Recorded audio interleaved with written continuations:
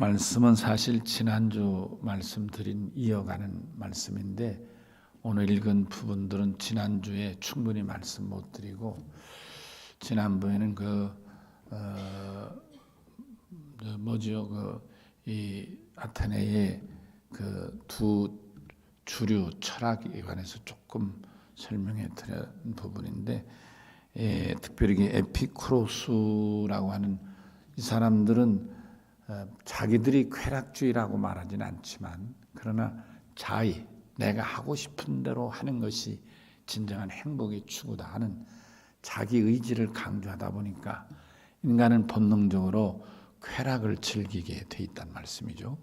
그래서 본인들 입은 그렇게 말하지 않았지만 후대에는 이 스토아 학파하고 에피쿠로스 학파가 이렇게 딱 대별되면서 이렇게 두 단어로 구별했습니다. 그래서 에피쿠로스 학파는 쾌락주의자다 이렇게 인식을 하게 됐고 또 스토아 학파는 금욕주의다 이렇게 정반대되는 그런 이해를 하게 되었다까지 제가 말씀을 드렸던 것으로 기억이 납니다. 자, 근데 오늘 여기 아레오바고 언덕에서 드디어 바울은 아덴에 간 지가 오래진 않지만은 그러나 그 바울이 기했을 때마다 아텐 사람들하고 대화를 나눈 내용이 독특하니까 여러분 우리가 지난번 읽은 대로 21절의 말씀대로 세계 문화의 최고의 중심 도시로 외국인들도 많이 오는데 아테네 철학을 이해하려고 오는 거겠죠. 그런데 이제까지 자기들이 아테네에 살면서 혹은 아테네에 와서 그 수없는 철학자들의 이론이나 특별히 이 쾌락주의, 에피쿠로스나 금욕주의, 스토아 이 의견을 주장하는 수많은 사람들이 주로 두 부류가 있지. 갑자기 이 바울 같은 또 다른. 그러니까 이 사람들은 그게 그 시대의 주 사상이니까 그 범주 안에서 서로 논쟁을 하고 얘기를 했다 그런 말씀이에요. 그런데 어느 날 이 전혀 아테네 사람 안에 새 사람이 온 거죠. 유대 사람이 왔으니까 어떤 새로운 외국인이 왔는데 이 사람은 들어도 못한 이상한 얘기를 하는데 전혀 차원이 다른 거예요. 사람이 죽었다가 부활한다든지 뭐 천지를 창조하신 하나님인데 생명의 주인이라시는지 사실 그들도 창조주가 있지만 그들이 생각하는 창조주가 있지만 그 창조주는 바울이 말한 창조주와는 내용이 전혀 다른 거예요. 저들이 말하는 창조주는 가장 저급한 더러운 신인데 이 말쟁이가 말하는 전혀 모르는 새 사람이 말하는 이 말은 창조주가 차원이 다른 얘기를 하니까 도무지 이게 뭔 말인가. 그러다 보니까 사람들에게 더 관심 갖고 또 바울이 얼마나 말을 잘하겠어요. 그 해박한 사람이죠. 최고의 지성인이니까요. 그러니까 이 사람의 이 얘기가 논리가 정연하고 그러면서도 너무나 새로운 얘기를 하고 신기롭지 않겠어요. 아니 영생을 한다든지 죽었다가 다시 살아난다 이런 정말 알 수도 없는 얘기를 하는 거니까 정말 이들에게는 너무나 생소한 얘기가 아닐 수 없었다 그런 말씀입니다. 여러분 생명이 이어간다 무슨 죽었다가 다시 살아난다는 그런 이 헬라 철학은 없지만 적어도 사람의 생명이 이어간다는 그런 논리는 있었어요. 여러분이 아시는 소크라테스라고 하는 사람 유명한 사람 아시죠? 그 사람이 말한 사랑이란 단어가 있어요. 향연이란 어느 날 제자들과 포도 한 잔을 마시면서 이런저런 얘기하는 중에 제자가 선생은 사랑을 어떻게 말씀하십니까? 그럴 때 사랑에 대한 얘기를 쭉 이 아텐 사람들은 사랑에 대해 여러 가지 얘기를 해요. 부모의 사랑, 형제의 사랑, 또 남녀 간의 사랑, 그 다음에 또 다른 차원의 사랑 뭐 이런 정도로 얘기를 해요. 그걸 어떤 다른 차원의 사랑이라는 걸 굳이 우리가 이해하기는 신적 사랑, 아가페라는 말을 쓰는 거죠. 이렇게 사랑에 대한 얘기를 하지만은 그러나 이 세 가지 사랑은 얘기하지만 아가페 사랑은 막연하죠. 신적인 사랑이라니까. 그런데 이 소크라테스라는 사람은 그 향인이라는 책에 플라톤의 제자가 쓴 내용이지만 거기에 보면 그럼 어떻게 사랑이 계속 이어집니까? 할 때 이 작품에 대해서 얘기를 해요. 여러분 좀 이해를 더 덮인다면 소크라테스 같은 사람은 원래가 뭐 출신인가 아시죠? 뭐 출신이죠? 소크라테스는 원래가 석공 출신이에요. 석공. 돌. 아시겠어요? 돌로 우상 같은 거 만들잖아요. 석공 출신이에요. 그래서 아레오파고 언덕 너머에 더 높은 산에 파르테논 신전이라는 아테네 주신, 아테나 여신을 섬기는 큰 신전이 있어요. 세계 보물 1호잖아요. 그게 파르테논 신전이라고. 그 신전을 만들 때 그 기둥들이 많은데 그 기둥을 그 중에 깎아 만든 석공 중에 하나가 소크라테스인 거예요. 그러니까 소크라테스 당시에 이 파르테논 신전을 세웠다 이렇게 이해할 수 있겠죠. 그러니까 그걸 빗대어서 이 사람 말하기를 자기의 혼신을 쏟아서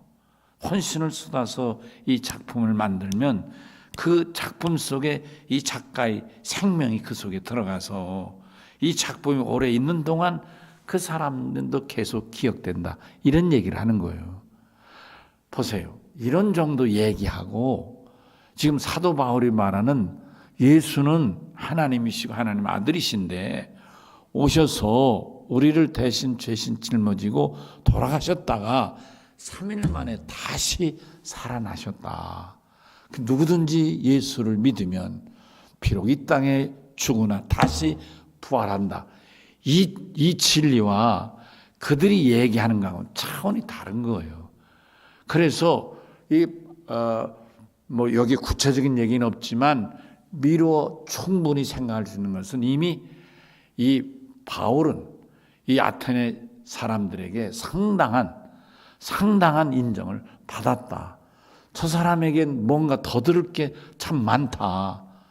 들어도 또 새롭고 그래서 이 아테네 사람들에겐 대단히 듣고 싶은 그런 뭔지 자기들이 충분히 이해할 수는 없지만 새로운 얘기를 계속 쏟아내는 여러분 설교라는 게 계속 할 수 있잖아요. 그러니까 저 사람은 끝도 없이 얘기를 하니까 그럴 거 없이 당신이 한번 아레오파고 언덕에 가서 한번 아테네 시민을 상대로 한번 하고 싶은 얘기를 해라. 다시 말하면 그 당대에 대단한 그런 어떤 철인 정도 아테네 스승으로 이 바울이 인정을 받아 아레오파고 언덕에 서게 됐다. 그런 말이에요. 여러분 여기 지금 22절에 바울이 아레오파고에 섰다는 이 말 한마디가 여러분 예사로운 얘기가 아닌 거예요. 이미 바울은 그 당대에 아테네 사람들에게 상당한 뭔가를 전하는 사람이 되었다. 유명한 사람이 되었다. 아니면 새로운 어떤 이론을 제공하는 독특한 사람이다. 그런 의미를 갖고 있다. 그런 말씀. 아멘이시죠? 예. 우리가 뭘 할 때 유명인사를 초빙하지. 그렇죠? 나 같은 무명인사를 누가 초빙하겠어. 예를 들면. 그와 같은 것입니다. 자, 그런데 여기서 바울이 작심하고 이제 복음을 전하는 이 말씀이 나옵니다. 자, 22절을 보겠습니다. 아덴 사람들아, 너희를 보니 범사에 종교심이 많도다. 사실 여러분 이 아테네 사람들뿐만 아니라 지중해 연안의 사람들은 다 공통적인데 신이 많은 거예요. 기본적으로 신이 12신이 있다니까요. 12신. 소크라테스가 감옥에 갇혀 죽지 않습니까? 그 감옥 자체도 신전인 거예요. 그래서 감옥에 갇힌 소크라테스는 반드시 죽어야 되는 거예요. 왜? 신전에 갇혔는데 신전에 갇혔단 말은 신에게 제물로 바치기로 예약됐다 그런 뜻인 거예요. 그러니까 소크라테스 죽어야죠. 감옥에 들어갔으니 감옥 신에게 제물로 바쳐지려고 예정된 준비된 예물이니까 소크라테스가 결국 죽죠. 여러분 잘 아시죠? 독배를 마시고 죽지 않습니까? 예, 죽기 전에 자기 친구에게 이제 한 가지 부탁하고 닭 한 마리 제사 못 드린 게 있는데 드려달라 이렇게 부탁하고 결국 그는 그 밤에 와서 그렇게 설득하는 친구의 말을 거절하고, 여러분 잘 아시는 유명한 얘기 있죠? 악법도 법이다. 그 얘기를 하고, 그리고 그는 마지막 독을 마시고 죽었다. 그런 얘기잖아요. 다른 거 아니에요. 나는 죽음의 신에게 바쳐진 사람이니까 제물로 마땅히 드려져야 된다. 이런 의미가 있는 거예요. 그러니까 이렇게 그 사람들은 아테네 사람들은 적어도 12신을 섬기는데 그 외에 왜 더 없겠어요? 그러니까 얼마나 신이 많겠어요. 그러니까 이 아테네 사람들을 인정하는 거죠. 정결심이 많다. 그래서 그들에게 인정하는 거죠. 이거는 복음을 전하는 데 있어서, 낯선 사람에게 전하는 데 있어서 아주 중요한 접근 방법 아니겠습니까? 요한복음 4장에 주님은 수가성 여인과 무엇으로 대화를 나누시죠? 물로 대화를 하셔요. 왜? 그 사람이 물 떠러 왔으니까, 우물에서 물 길러 왔으니까, 물이 필요해서 물을 길러 온 사람에게 예수님은 물을 달라고 대화가 시작됐어요. 아멘이시죠? 예, 그러니까 이 바울도 지금 아테네 사람들에게 뭐로 말을 열을까 할 때, 이 사람들은 여러 신을 이렇게 섬기고 있으니까 참 이 종교심이 많다. 이렇게 말을 풀어가게 됐다. 그런 말씀인 것입니다. 우리가 전도할 때 그래서 상대를 모르고 일방적으로 전도할 수도 있어요. 노방전도 같은 경우는. 그러나 이 사람 꼭 전도해야 되겠다. 찍어서 전도할 경우는 그 사람을 잘 알아보고 접근하는 것도 중요합니다. 예를 들면 취미를 알아본다든지, 특별히 뭘 좋아하는 음식을 있다면 그걸 알아본다든지, 아니면 그 사람의 생일을 알아본다. 그 사람은 생일에 대해서 얘기를 할 때 보니까 생일에 대해서 굉장히 강조. 올해는 우리 남편이 내 생일에 무슨 선물할지 모르겠는데 매년마다 놓치지 않고 생일을 나한테 생일은 기억해주고 선물한다. 이렇게 자기 생일에 대해서 굉장히 자랑하고 기대하는 사람에게는 생일로 접근하면 좋겠죠. 예를 들면. 그렇죠. 어떤 사람은 어떤 신앙심, 불교라든지 이런, 혹은 제사라든지 이런 쪽으로 강조하는 사람이라면 그런 쪽에 또 접근하면, 실은 자매님, 나도 불교를 믿었던 사람입니다. 내가 태어날 때 이미 부모님은 불교를 믿었고, 나도 그래서 자랄 때 자연스럽게 불교를 믿고, 만약 절간에 가서 절을 했다면 나도 가서 삼배도 하고 했습니다. 이렇게. 제가 중학교를 다닌 곳이 외산인데, 부여 외산인데 외산 중학교를 나왔어요, 제가. 근데 외산에는 큰 절이 있어요. 무량사라는 큰 절이 있거든요. 근데 그런 무량사에 제가 이렇게 갈 때, 왜냐하면 제가 살던 그 동네가 무량사 뒷길로 넘어가면 그 큰 높은 산이 있는데, 그 높은 산을 넘어서 가서 가면 우리 집이 나오거든요. 그러니까 이렇게 길 따라가면 삥 도는데, 산을 넘어가면 직선이, 시간은 비슷해요. 사실은 산을 넘어가는 게 어려워서. 그래, 하여튼 단거리 코스로 혹은 또 운동 삼아서 이 산을 넘어가고 그랬어요. 그래서 무량사를 들어간 경우는 흔치 않지만, 그러나 무량사 쪽을 많이 지나는. 그런데 어느 날 무량사를 갈 기회가 있잖아요. 거긴 무량사 외에도 또 이렇게 뭐 김시습 선생의 뭐 어디 있고 이렇게 거기가 있는데요. 근데 가보면 그 동네나 제가 같이 어울렸던 친구들은 대개가 거기서 태어난 사람들이니까 당연히 절에 가면 뭐래요? 절을 하는 거예요. 들어가서 이렇게 무릎 꿇고 이렇게 하는 거 있잖아요. 아시죠? 그런 걸 하는 거예요. 근데 나는 해본 적이 없잖아요. 그런 걸 해본 적이 없잖아요. 그러니까 나는 그게 안 되는 거예요. 그러니까 그냥 밖에서 그냥 하는 사람 물그러미 쳐다보죠. 다른 사람, 나를 뺀 나머지는 당연히 들어가고 절을 하더라고요. 이렇게 상대가 익숙한 부분을 알아서 바울이 아덴 사람들아, 너희를 보니 종교성이 참 많다 얘기한 것처럼 우리가 전도할 때는 이런 지혜를 잘 활용하면 좋을 줄로 믿습니다. 그래서 말합니다. 23절. 내가 두루 다니며 너희가 위하는 것을 보다가 알지 못하는 신에게라 새겨진 걸 보았다. 그러니까 얼마나 별모시는 이신 저신 뭐 바닷가 가면 바다신, 산에 가면 산신, 또 뭐 저 들에 가면 들신, 신이 얼마나 많겠어요. 근데 그 신들의 이름 중에 하도 적다 보니까 모르는 신, 이름도 없는 신도 있더라 이거예요. 그거를 바울이 딱 집어서 얘기를 한 거죠. 아, 너희가 모르는 신이라고 쓴 게 있던데 내가 알려준다. 그래서 접근하는 것이죠. 그걸 접촉하는 것이죠. 예, 사실 우리나라는 하나님이란 말을 많이 쓰잖아요. 그래서 뭐 우스갯소리로 중도 개울을 지나가다가 미끄러져 넘으면 아이고 하나님 한다. 그런 무슨 얘기도 하지 않습니까? 예, 우리는 하늘의 어떤 신의 이름을 하나님이라고 해요. 그리고 또 우리나라에서 생긴 토속종 가운데 대종교 같은 종도 하늘님이라고 하고 하지 않습니까? 사실 우리는 전도하거나 예수 믿는데 그것이 크게 도움이 됐다고 합니다. 학자들이에요. 우리나라는 하나님을 섬기는, 예수를 믿고 하나님 믿는데 그 하나님이라는 기본 이 신에 대한 이름이 비슷하고 같아서 복음을 전하는데 굉장히 도움이 됐다. 그 사실이거든요. 그게 지금 여기 본문에도 이 사람들은 알지 못하는 신에게 바울은 바로 이 점에 착안해서 접근하고 있는 걸 보게 되는 것입니다. 내가 너에게 알리겠다. 사실은 자기들은 특정할 수 없어서 알지 못하는 신이라고 했지만은 바울은 바로 이 알지 못하는, 너희가 알지 못하는 신 내가 알려주는데 누구를 알리는 거예요? 만물을 창조하신 창조주 하나님을 접목해서 말씀하고 있는 것입니다. 자, 보십시다. 24절.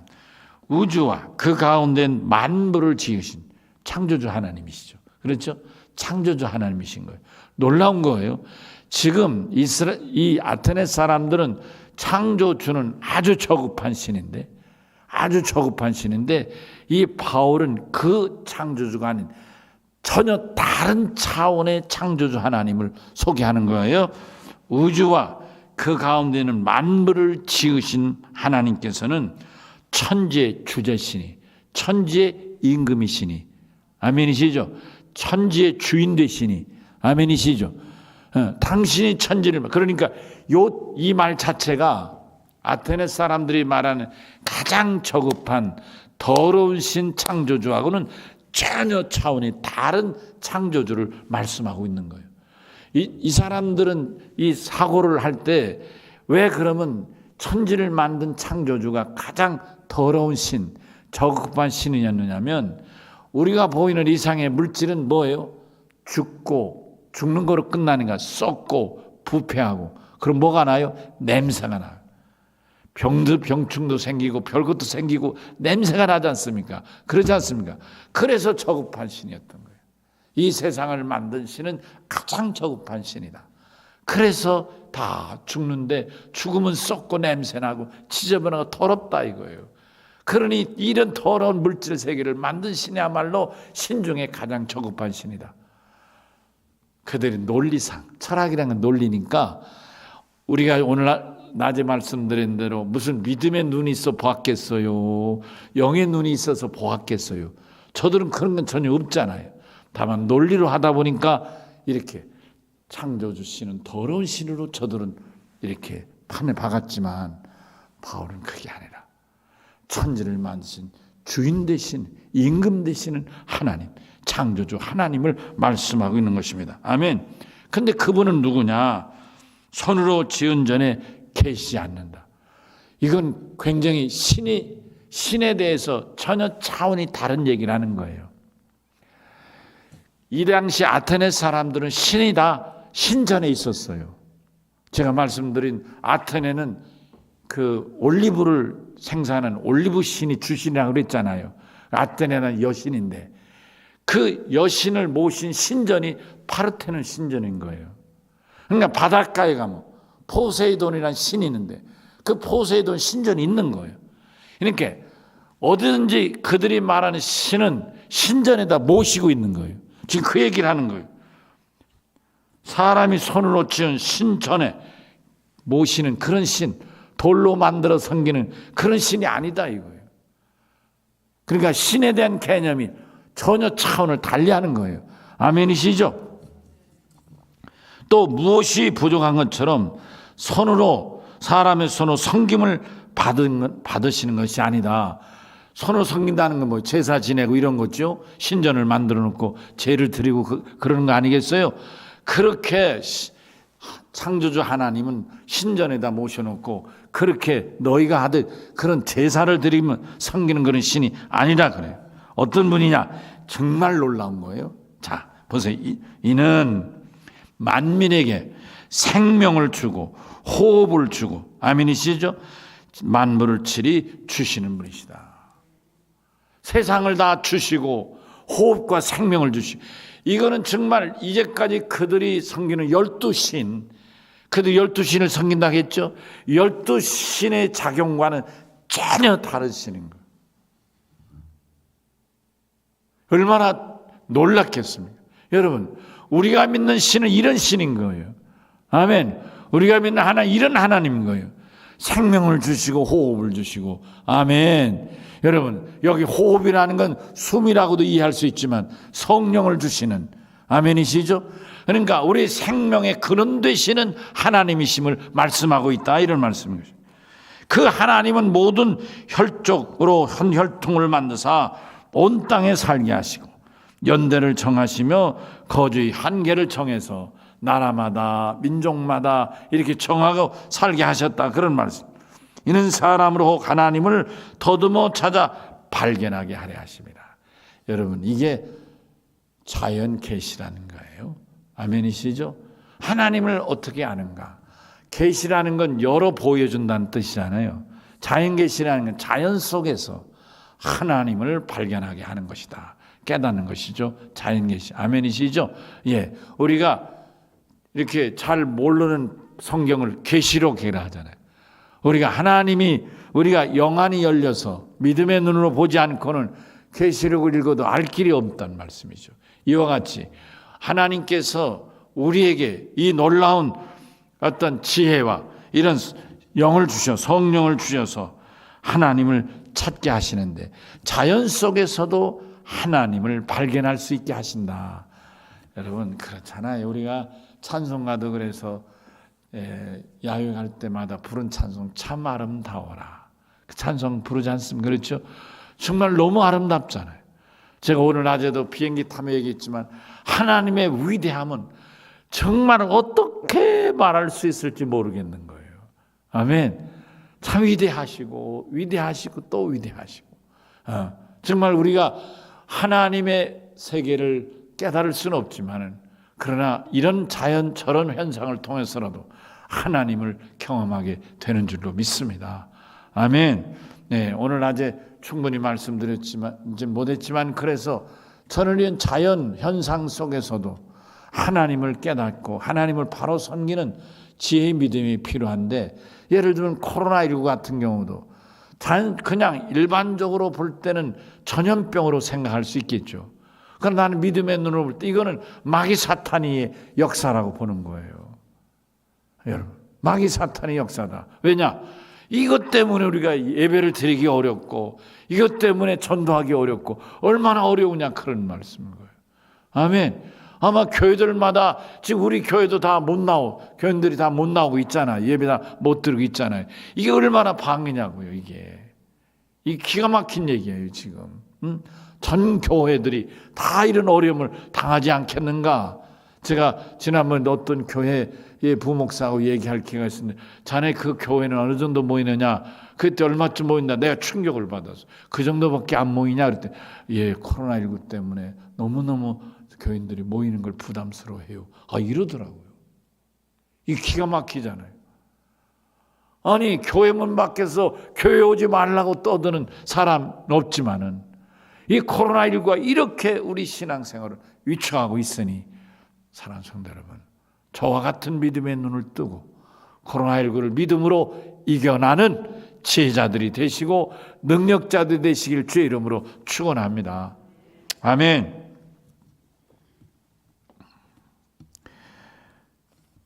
그래서 여러분, 우리가 하나님 앞에서 이런 현상, 자연과 자연의 현상을 통해서 하나님을 인정하고 깨닫게 되어질 줄로 믿습니다. 28절에 우리가 그를 힘입어 살며 기동하며 존재하느냐, 살고 있다. 당연하죠.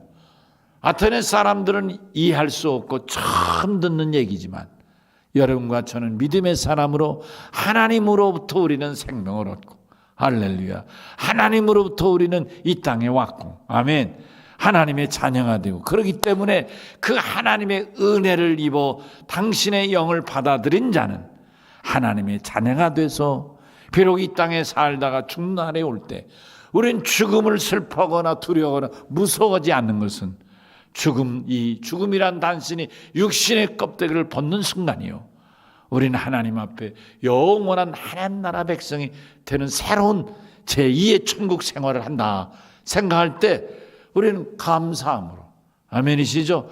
하나님의 약속을 믿고 그 손을 붙들고 천국에 가게 되는 줄로 믿습니다. 아멘이시죠? 그러면요, 분명히 천사가 사랑하는 성도들, 여러분이나 제가 때가 돼서 주님이 나를 부르시고 여러분을 부르실 때는 우리가 두려워할 거 없어요. 어떻게 가야 할까 염려할 거 없어요. 왜요? 천사가 와서 우리를 붙들고 어서 오세요, 주께서 나를 보내셨는데 모시러 보냈습니다, 저하고 같이 가십시다. 그리고 천사가 안내해 가지 않겠는가, 나는 그런 확신이 드는 거예요. 아멘이시죠? 천사가 우리를 모시러 올 거다, 나의 천사가 나를 모시러 올 거다, 나는 확신하는 거예요. 그런 경험이 있잖아요. 제가 어렸을 때 경험이 있잖아요. 제가 어렸을 때 천국 갈 때 천사가 나를 붙들고 두 천사가 나를 데리고 천국 갔던 경험이 있으니까 나는 확신하는 거예요. 이 땅에 산 날 동안 하나님이 건강 주신 동안 살지만 정작 하나님이 나를 부르시면 나는 하나님께서 보낸 천사에 들려서 하나님 나라 천국에 가리라. 여러분, 이게 여러분과 저의 믿음이 아니겠느냐, 그런 말씀. 아멘이시죠? 우리가 이 땅에 사는 게 대단한 게 아니라니까요. 제가 오늘 낮에 말씀드렸지만은 충분히 못 드렸어요. 제가 주께서 영안을 열어서 나를 보여줄 때 비눗방울 같이 생긴 몽롱하다 그랬잖아요. 여러분, 내가 그거를 보는 순간 내가 깊이 깨달은 게 나라는 게 뭐예요? 나는 아무것도 아닌 거예요. 아무것도. 김연호가 뭐냐? 아무것도 아닌 거예요. 진짜 하나님이 지키시니까 존재하는 거지. 막말로 바늘 있어가지고 그 몽롱한 거 바늘을 푹 찔러보세요. 툭 터져버려 끝나버리잖아요.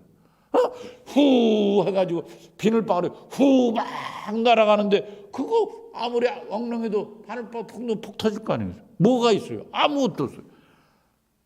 주께서 나를 붙잡으시니 내가 있는 거고, 주께서 나에게 호흡을 주시니까 내가 사는 거지. 주께서 나의 호흡을 거두면 나는 순간 아무것도 아닌 거예요. 아멘이시죠? 예, 풍선에 후 바람을 부니까 풍선이 후 일어나지만은 풍선에 바늘을 넣든지 풍선을 열고 푹 빠지면 아무것도 아니잖아요. 뭐예요 그거? 하나님이 생명을 주시고 호흡을 주시니까 살아있어서 목사도 장로도 교인도 어른도 자녀도 되지만은 어느 순간 하나님이 나를 거두는 순간 나는 그냥 가는 거지 뭐냐 이 말이에요. 아멘. 정말 나는 정말 하나님 앞에 그 모습을 보면서요, 사실 죄송하지만 나는 이 대학 들어가서요 평생에 목사 되려고 기도하며 사모하고 그러면서 들어온 사람이기 때문에 하나님이 내 길을 인도하시라 난 나름대로 생각이 왜 없겠어요. 그렇지만 하나님 앞에 그런 모습을 보면서 참 아무것도 아니구나. 뭐예요? 내가 할 일은 오직 하나님 앞에 겸손밖에는 다른 얘기할 게 없구나. 우리가 모자라서 미련해서 어리석어서 어느 순간 나도 모르게 교만해지고 고개도 쳐들고 큰 소리도 치고 옳은 소리 한다고 어떻다고 하지만은 다 어리석은 자의 모습이고 자신을 모르는 미련한 자의 모습이지. 뭐 옳을 게 있고 뭐 큰 소리 줄 게 있고 뭐 대소할 게 있느냐 이 말이에요. 그까짓 거 봉타면 툭 터지면 끝날 건데 하나님이 오늘 밤에도 부르면 끝나버릴 건데 뭐 그렇게 대수라고 큰 소리치고 뭐 어쩌고 할 게 어디 있느냐 이 말이에요. 살아있음이 감사한 거죠. 아멘이시죠? 살아있음이 감사한 거죠. 하나님이 생명 주시니 감사하고 호흡 주시니 숨을 쉬니까 감사한 것이죠. 아멘. 28절에 우리가 하나님을 힘입어 하나님이 힘이 되어 주셔서 살며 기동하며 있느니라. 아멘. 그래도 김연호라는 이름 석자를 가지고 있는 거지. 하나님이 나를 부르시면 김연호가 뭐 어디 있어요? 그냥 끝나버리는 거지 뭐. 아멘. 그러면요, 그럼 화장하면 가루 몇 줌밖에 더 남겠습니까? 여러분 다 그렇지 않아요? 다 우리 인생이 뭐 대수로워요? 뭘 대서는 것 같아도 죽으면 화장하면 뭐 한 줌밖에 더 있어요. 내가 죽으면 광주 망월동 국립묘지에 묻힐 텐데 거기 뭐 이렇게 해가지고 무덤 이렇게 해가지고 여러분 5.18 때 보면 다 그 보이시잖아요. 거기다 내가 언젠가 우리 사람 가봤더니 내 후배들이나 친구도 거기 두고 오은진이나 충대 총학생회장 했던 친구도 거기 있고 그 동생들도 후배들도 거기 몇 명 미리 죽은 애들도 있어요.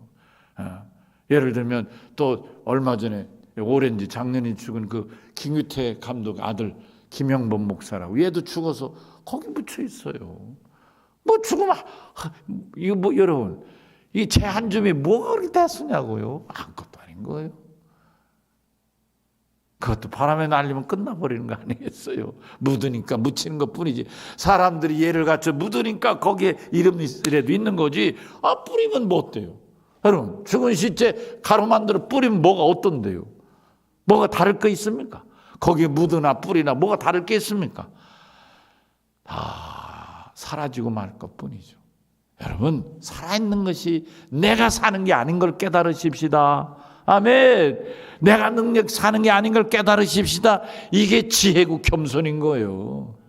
근데 돌이켜보면 정말 주의 말씀대로 겸손한 자가 큰 자가 되는 것입니다.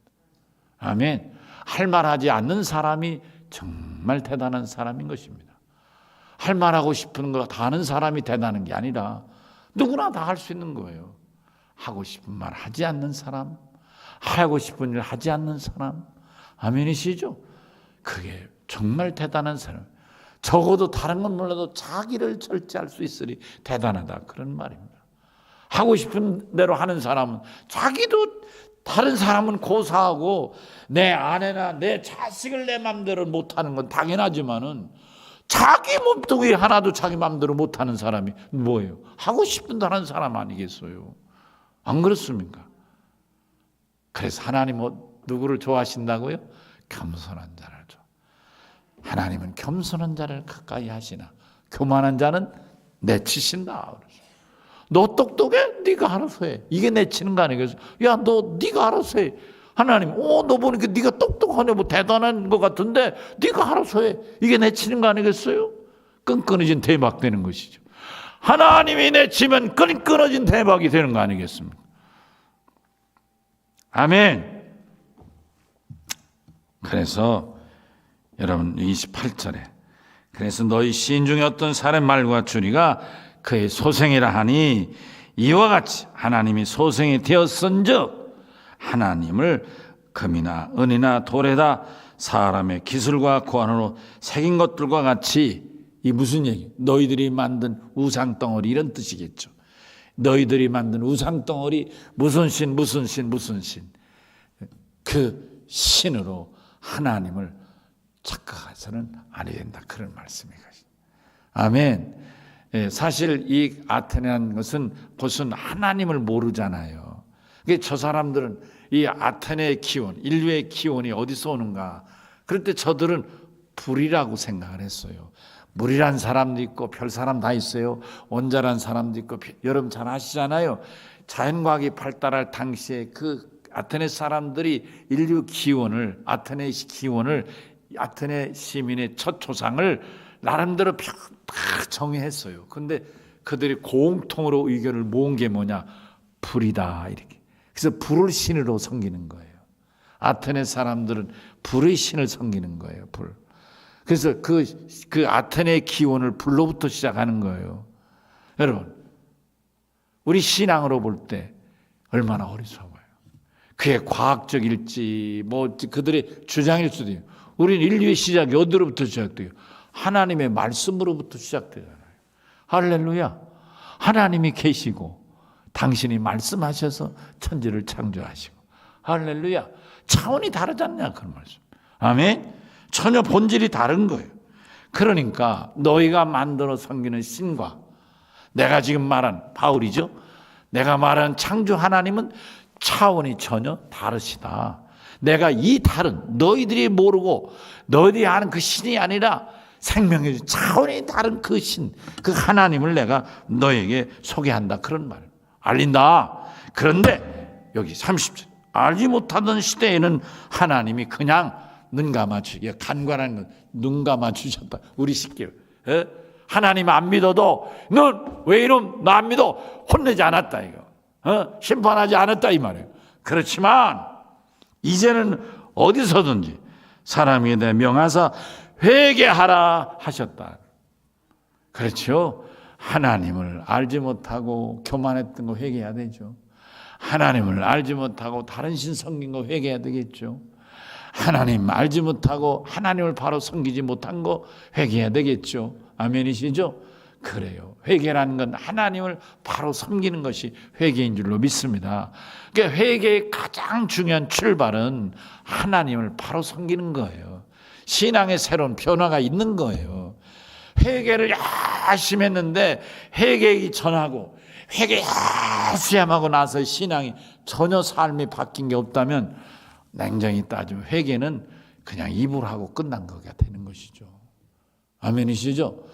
주일 성수를 제대로 못했어요. 간절히 회개했어요. 근데 또 주일 성수를 제대로 못해요. 그건 자기 혼자 기분풀이 한 거지 회개를 할 수 없는 거죠.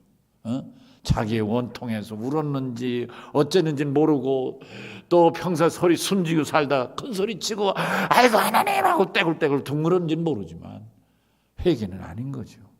설령 그렇게 안 했을지라도 눈물 흘리지 않았을지라도 소리치지 않았을지라도 깨닫고 정말 내가 새로운 마음으로 다음 주부터 주일 성수를 철저히 하는 믿음으로 바뀐다면 그거야말로 진정한 회개가 되는 줄로 믿습니다. 아멘. 우리가 정말 하나님 앞에 믿음의 눈을 뜨면 믿음의 눈을 뜨는 게 회개로부터 시작일지도 모르죠. 믿음의 눈을 뜨게 되면 우리가 하나님 앞에 바른 믿음이 대할 일들이 얼마나 많겠습니까, 여러분? 축복의 기회를 축복으로 하는 것도 믿음의 눈이 있어야 깨달을 테고, 아멘. 하나님의 것은 하나님 앞에 온전히 구별해 드린 믿음도 바른 회개를 통해서 가능하지 않겠느냐, 그런 말씀인 것입니다. 아멘. 여러분 회개하라 명하셨. 우리가 날마다 회개함으로 하나님을 향하여 한 걸음 더 가까이 나아가는 믿음 되시기를 주의 이름으로 축원합니다. 아멘. 이는 정하신 사람으로 하여금 천하를 공의로 심판한 날을 작정하시고 정하신 사람으로 하여금 누굴까요? 예수님이시죠. 여기서는 아직 예수라는 이름은 소개하지 않지만 그 한 사람이 있는 거예요. 하나님이 정하신 구세주, 심판주 한 분이 있는 거예요. 누구예요? 그분 예수님이시다. 아멘. 아멘 하십시다. 천하를 공의로 심판을 하는 작정하시고 이에 그를 죽은 자 가운데서 살리신 것으로 정하신 하나님이 정하신 그를 이 땅에 보내시고 그를 통하여 십자가에서 부활하게 하셨으니 그를 믿는 자는 구원의 길로 믿지 않은 자는 영벌의 길로 심판의 날이 정해져 있다고 말씀하시는 것입니다. 아멘이시죠? 여러분 오늘 이 말씀이 아테네 사람들에게 전한 2000년 전의 바울의 설교로만 끝나서야 되겠습니까? 오늘 이 밤에 여러분과 저에게도 사도 바울을 통해서 주신 이 말씀이 은혜와 도전이 될 줄로 믿습니다. 아멘. 기도하시겠습니다.